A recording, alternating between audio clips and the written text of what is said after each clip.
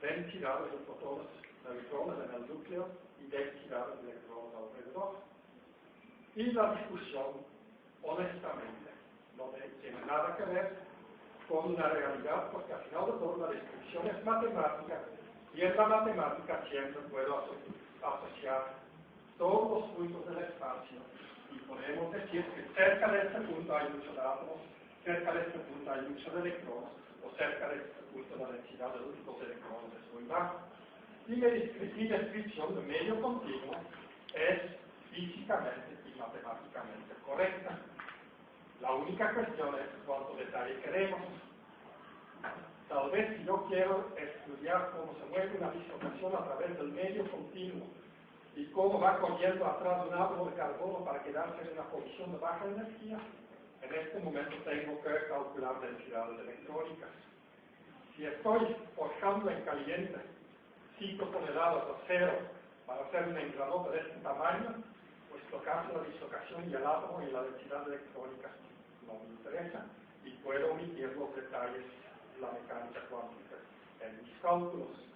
Y es lo único que vamos a hacer. El medio efectivamente se puede describir como un continuo que consiste de átomos, pero en este curso los átomos no nos tenemos que preocupar, esto lo hacemos en metodología física. Bueno, pues podemos siempre decir un punto P,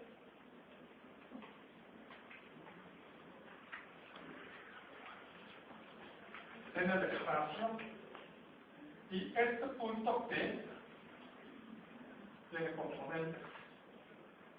Bueno, vamos a utilizar una P minúscula para aquellos que tienen las letras suficientemente bonitas para distinguir. P2, P3. Ok.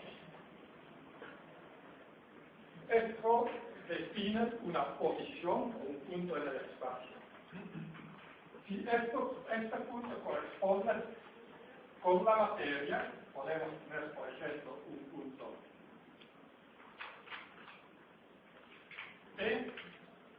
Este puede en su momento dado, como hay que considerarlo, tengo un planchón de acero de 20 toneladas, 2 metros de ancho, 20 centímetros de grueso, y el largo corresponde para los 20 toneladas, 40 toneladas, vamos a decir, 5 metros de largo.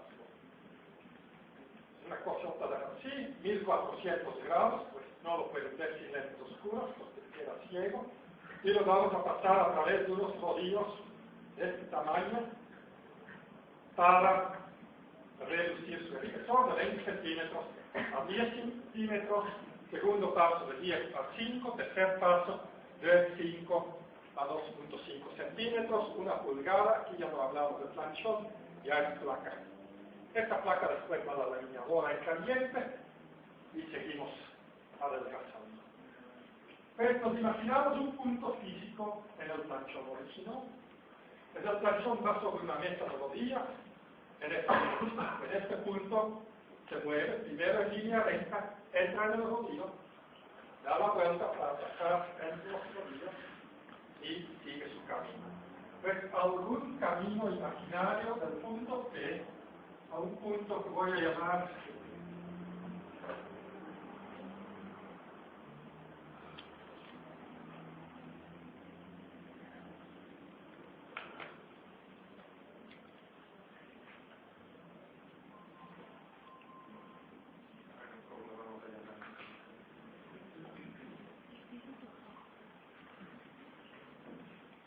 tema muestrita.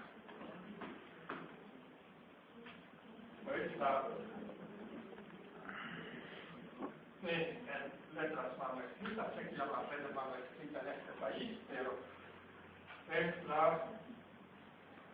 que tiene como componentes, la vamos a llamar C1, C2,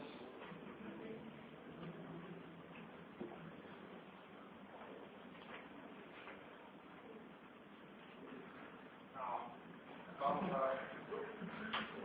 utilizar los símbolos. Vamos a decir que el punto es X con componentes X1, X2, X3, en algún punto del espacio, tengo mi vector X y aquí voy a definir un vector psi.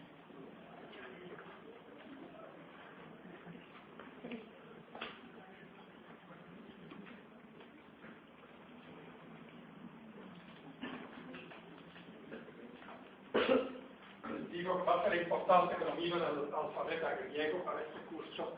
Llega por ahí en el Wikipedia que lo olvidaron. KX. Pues tenemos el punto psi.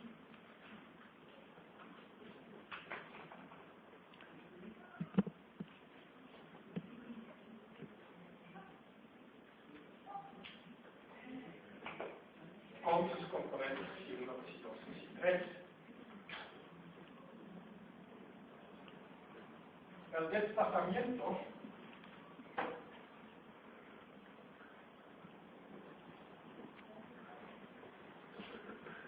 se puede escribir como un tensor U minúscula que tiene como componentes U1, U2, U3. Tal vez vale la pena apuntar aquí ya, para que estén preparados de cuando llegue el caso, que vamos a tener de aquí en 2 clases un tensor U mayúscula, una U letra grande. Pues, como ya vi que se confunden, les aviso de antemano, pero todavía en el semestre pasado había como unos 5 o 6 alumnos que se equivocaron en el examen y otros 5 y 6 que se vinieron a confundir antes en mi cubículo. Para no hacerlo en el examen, que vinieron con preguntas que no entendían los U's. Les va a haber 2 diferentes U, ¿sí? Uno que es desplazamiento y otro que es otra cosa que aparece tal vez ya el jueves, tal vez el siguiente martes. El tensor de desplazamiento U es simplemente la posición nueva menos la original o el componente UI llego es igual a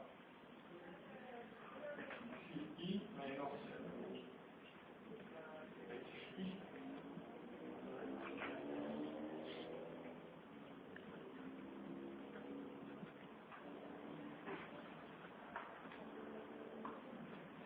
Es el desplazamiento, pero fíjense que el desplazamiento no incluye la trayectoria. El desplazamiento simplemente es de inicio a fin, sin preocuparse de qué pasó en el intermedio.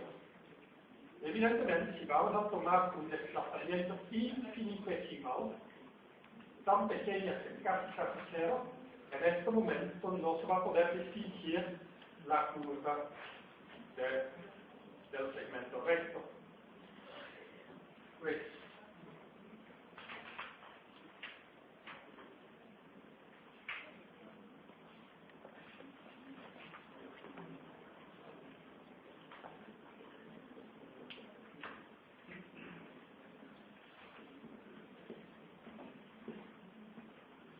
en algunas propiedades interesantes del desplazamiento es que si definimos nada como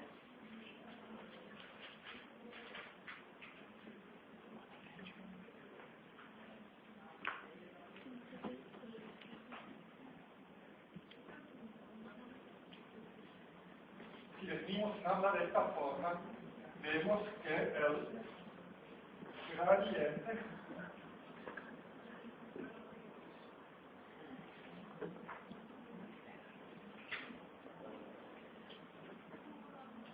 de U es igual a, vamos a encontrar que el derivada de U1 con respecto a X1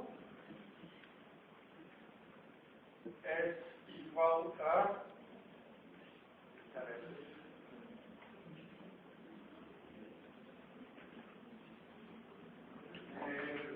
no, déjame ver. No, vamos, no es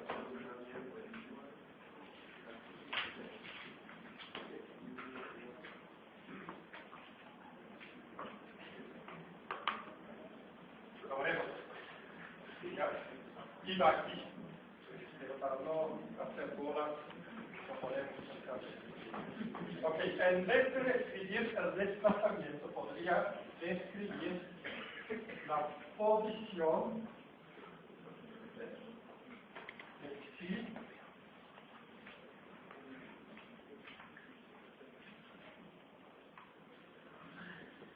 como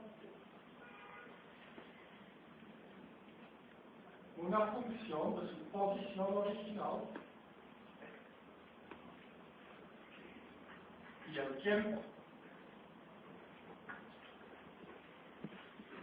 Es decir, podría tratar de describir con la flecha negra de inicio hasta final del punto. Originalmente está en X, pero una vez que está desplazado, va a estar en el punto Xi, pero este punto Xi no es estacionario. Este punto se puede cambiar a lo largo del tiempo. Lo que está escrito aquí no es así entendible a simple vista. Hay que pensar qué tenemos aquí. Tenemos por un lado la posición actual. Es un tensor de rango 1 y se escribe sin paréntesis. Aquí tenemos la función que describe la posición actual. Una función, es decir, una serie de fórmulas matemáticas que me van a decir, si pongo numeritos en las fórmulas, dónde encuentro el punto en un momento dado. Como función,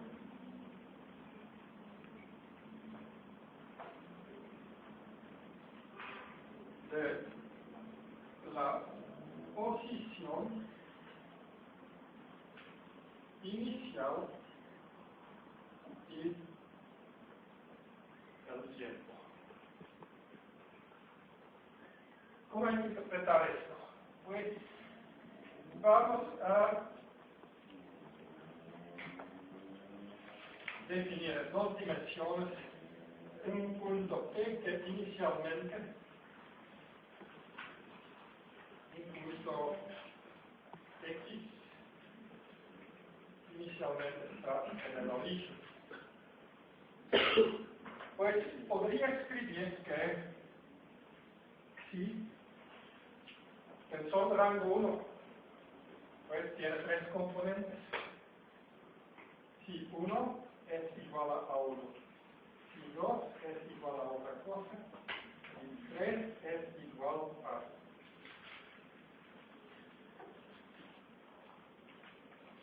¿a qué es igual? A alguna función de un tensor X. El tensor X tiene tres componentes. Pues va a ser una función de X1, X2, X3 y del tiempo. Pues, ¿cómo va a ser función? Vamos a decir que es X. Lo voy a borrar aquí. Por ejemplo, 1 menos Tx1 más 1 más Tx2 más x3. x2 es x2 va a ser 1 menos t entre 2 x1 más 1 más 2t x2 más x3 y x3 va a ser igual a x. Es decir, tengo tres funciones. A ver si este es un buen ejemplo. x1, aquí es 0, 0, pues nunca se me va a mover.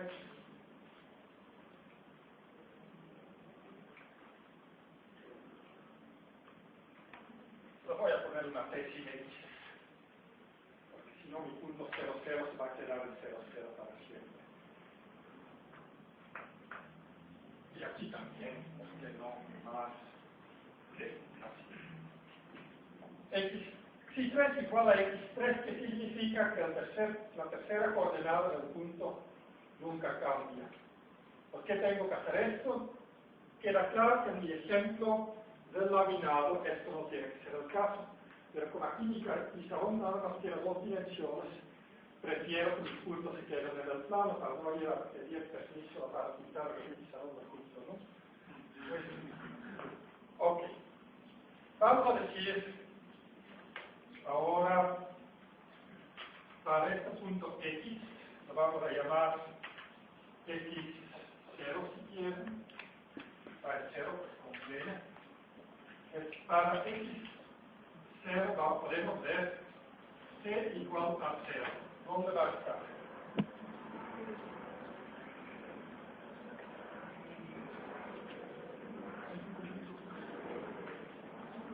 Lo tengo que cambiar. Al no borrar todo en sus apuntes, simplemente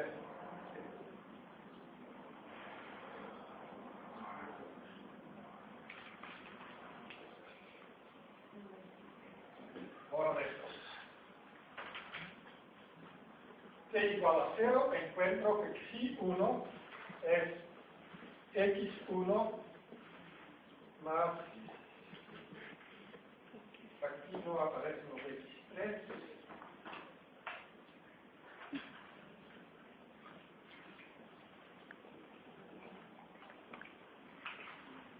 bueno, pueden aparecer, pero no importa.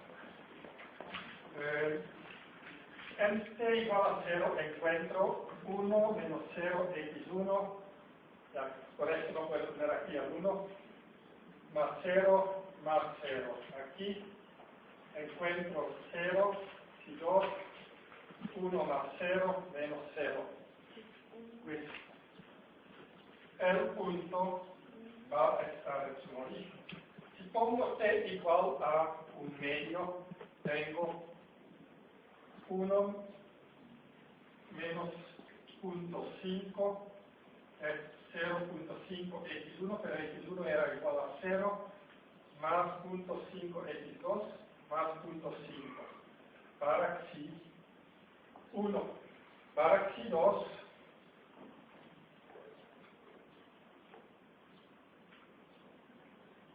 aquí utilicé el símbolo bonita, aquí vamos a poner la crucecita.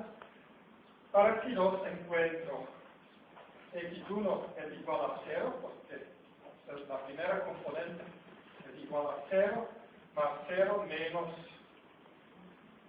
un medio. Pues estamos en la posición un medio menos un medio. Pues esta posición la encuentro, por ejemplo, aquí. Para t igual a 1 voy a estar en menos 1 menos 1.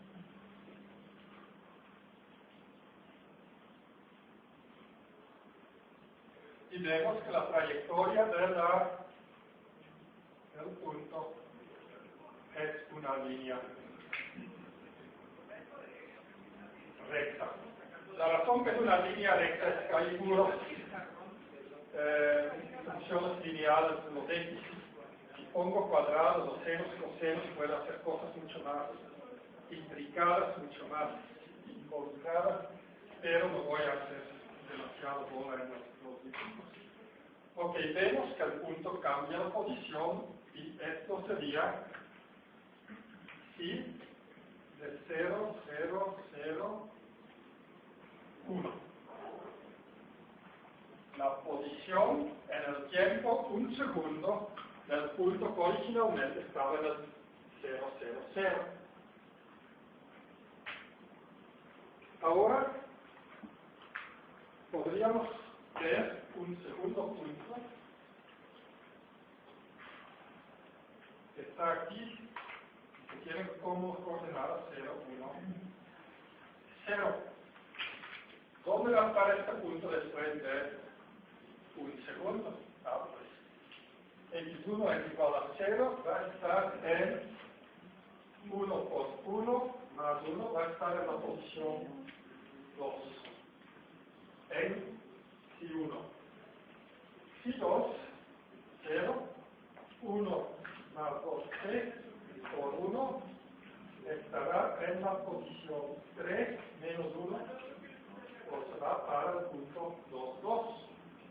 El punto 2, 2 está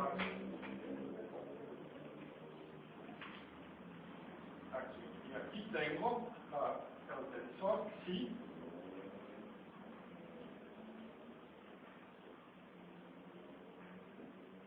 Del punto que originalmente estaba en 0, 1, 0 en el tiempo x.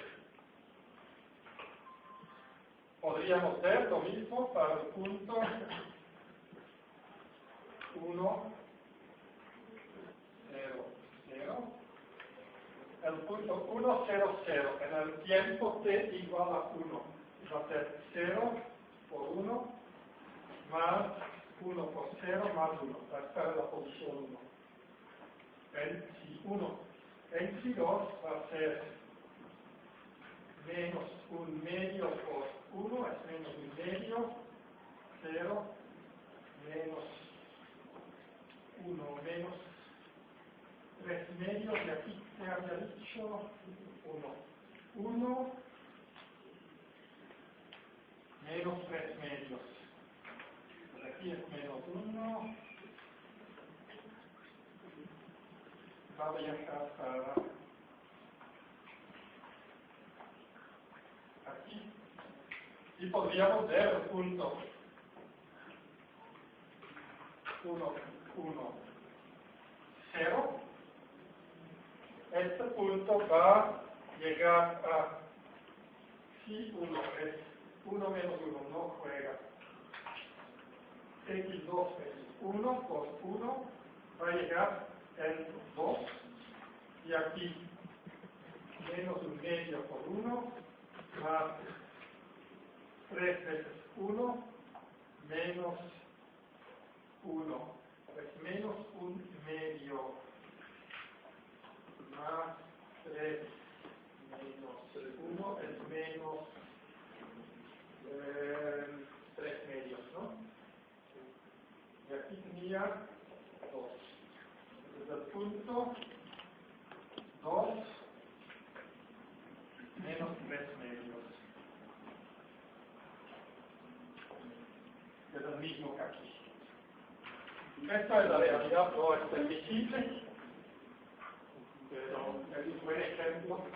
Es lo que veo es que este cuadrito va a cambiarse. El punto de la esquina viaja para aquí, conecta aquí. Los dos puntos que estaban aquí se colapsan en este punto, llegan al mismo punto. ¿Sí es correcto? ¿Era 2 o no? A ver, esto era 1. ¿Alguien apuntó qué punto era este? Vamos a volver a calcular. 0. 0, 1. No se colapsa. Nada. Porque la coordenada si 1 de este punto es igual a 1, 1, 0, pues es 0 más 1 es 2, no era 1. Siendo 2, el punto de aquí llega a la misma altura, pero llega hasta aquí. Y por lo tanto, esta cara la voy a hacer ahora aquí.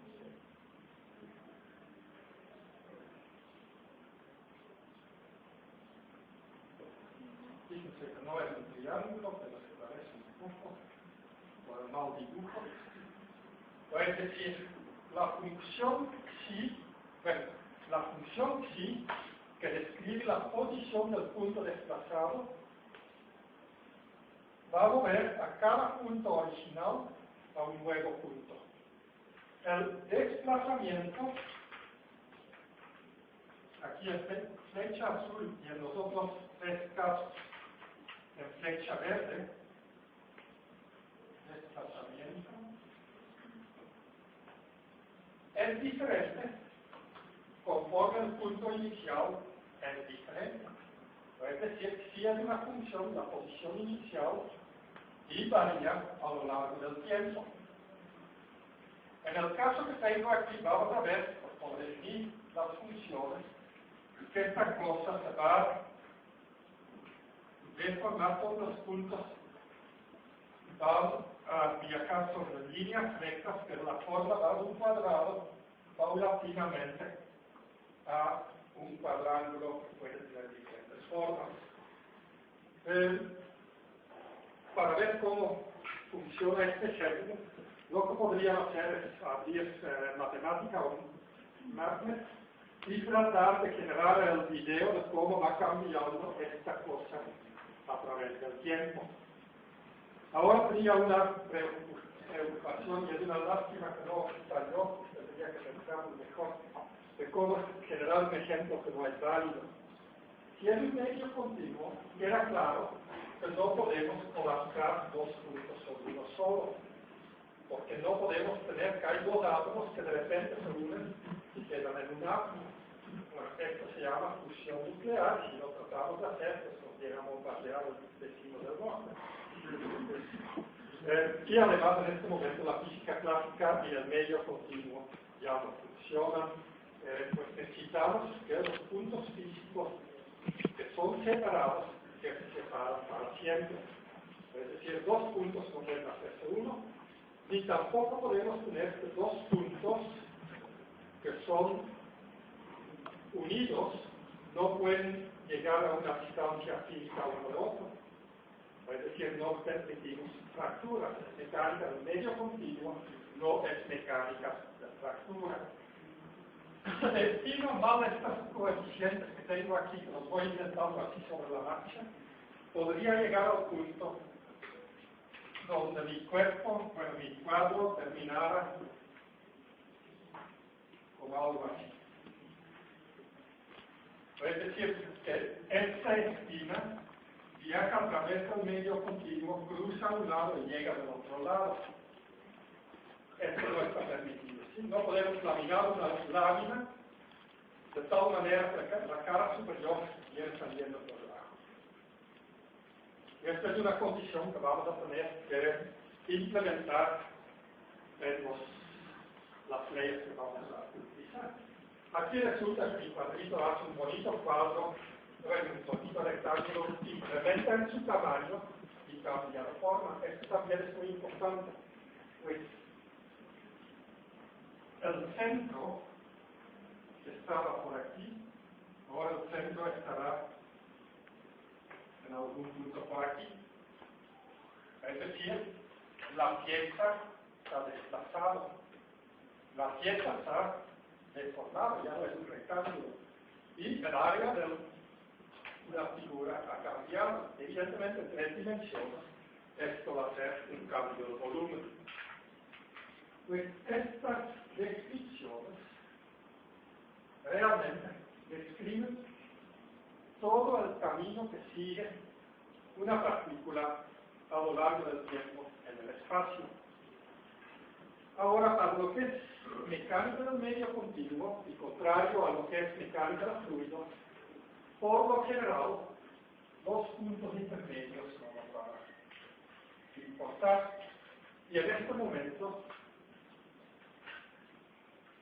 vamos a hacer caso omiso del tiempo y simplemente consideramos que el momento t igual a 1 es mi situación final. Me pueden preguntar, oye profe, pero cuando yo voy a modelar un laminado, en realidad mi misma computadora, el programa, va a dividir el tiempo del proceso tal vez en 70.000 pequeños pasitos, 70.000 pequeños incrementos de tiempo. Pues esto no era el objetivo, pero tiene la ventaja que cada punto de la trayectoria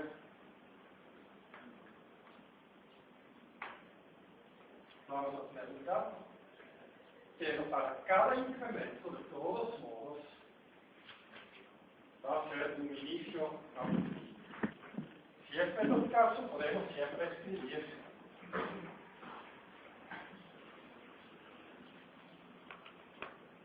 para lo que es mecánica de sólidos,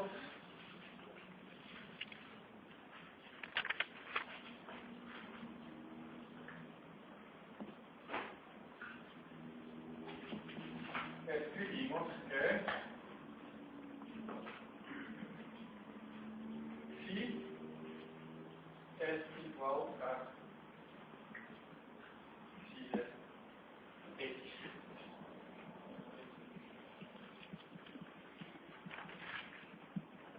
O no tomamos en cuenta los puntos intermedios, consideramos un tiempo de referencia para no estar arrastrando el tiempo. Siempre podemos considerar el tiempo de forma misma, considerando incrementos pequeños. Ok, en este momento podemos escribir que la velocidad va a ser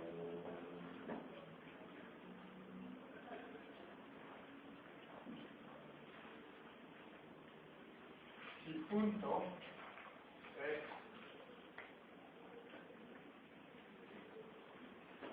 de si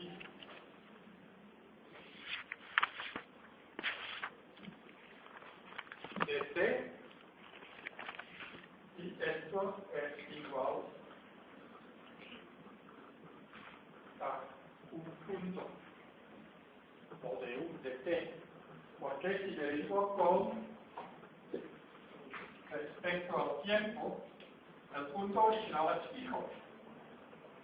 Y al derivar, voy a encontrar que tengo el punto que varía menos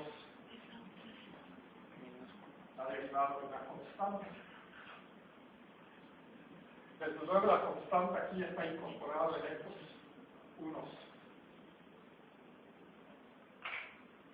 Se podría para este ejemplo sacar la velocidad. Aquí derivamos, lo hacemos rápido. Si punto estará descrito por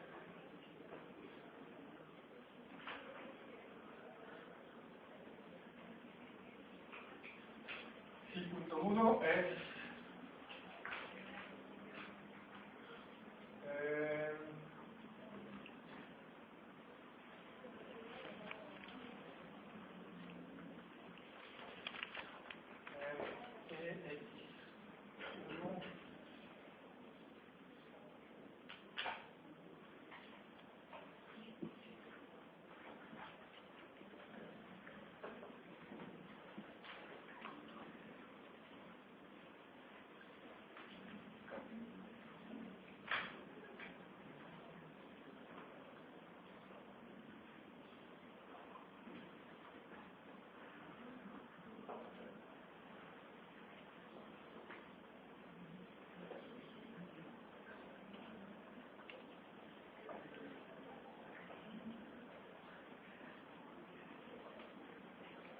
simplemente tenemos que derivar los componentes de la función con respecto al tiempo.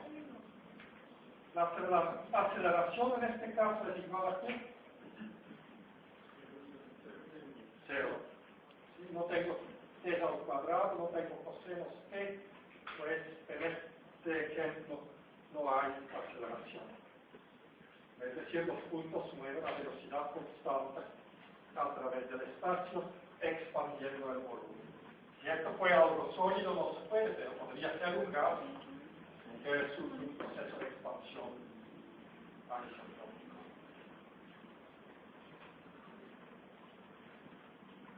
Ok.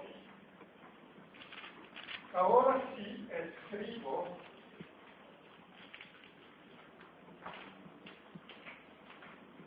si es si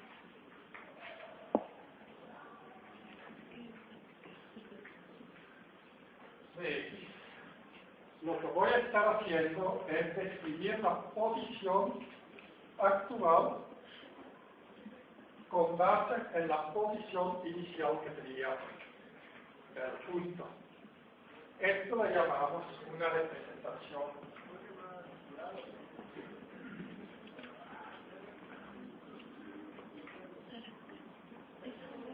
Una representación material, pues en el sentido de que uno dice, aquí al inicio del proceso considero un punto de mi material y voy a ver cómo viaja por el espacio. Es posible escribir la posición original de la partícula con una función que da la posición original como función de la posición actual. Es decir, tengo una partícula de donde viene. Y las dos descripciones son perfectamente equivalentes. Esta es la representación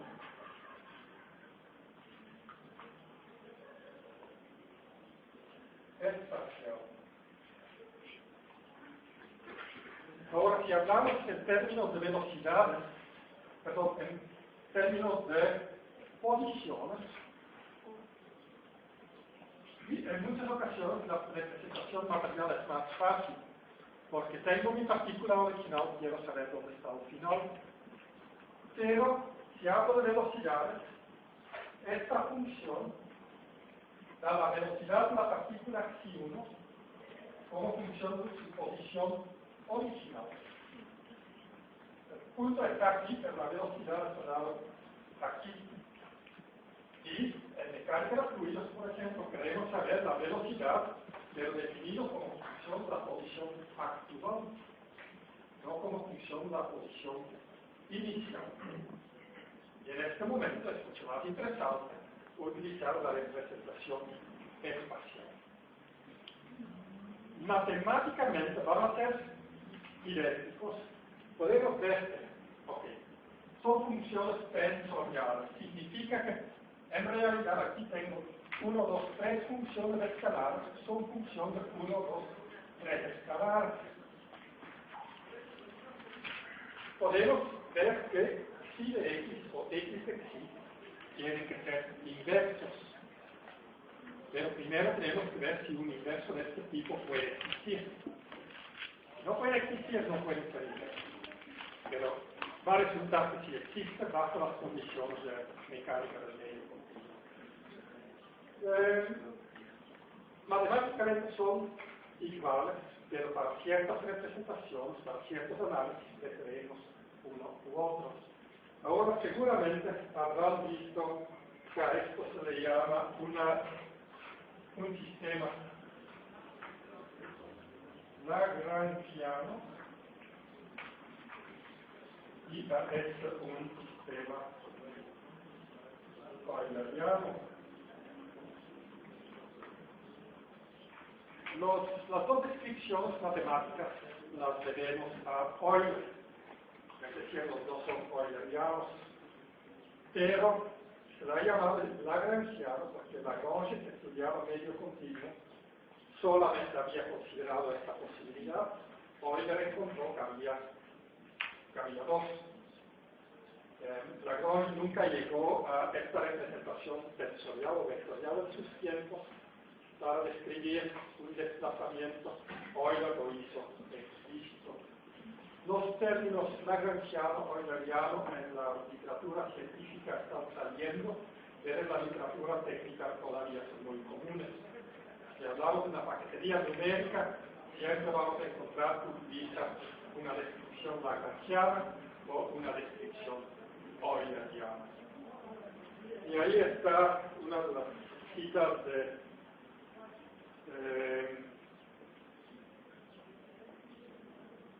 ¿cómo se llama?